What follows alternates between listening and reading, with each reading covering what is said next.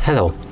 In this video we'll be making a fingerprint speed test on two different phone models.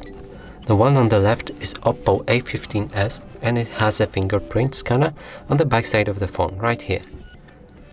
This one is Motorola G71 5G and it has a fingerprint scanner on the back side of the phone right here. So let's begin.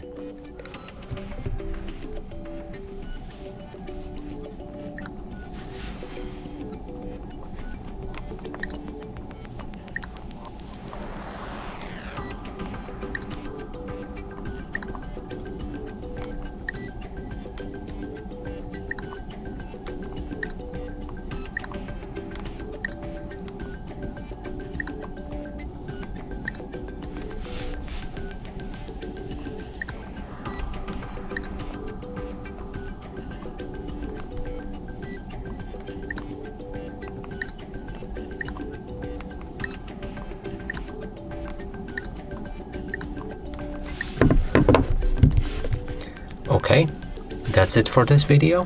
Hope you like it. Please consider subscribing to our channel, liking and commenting this video.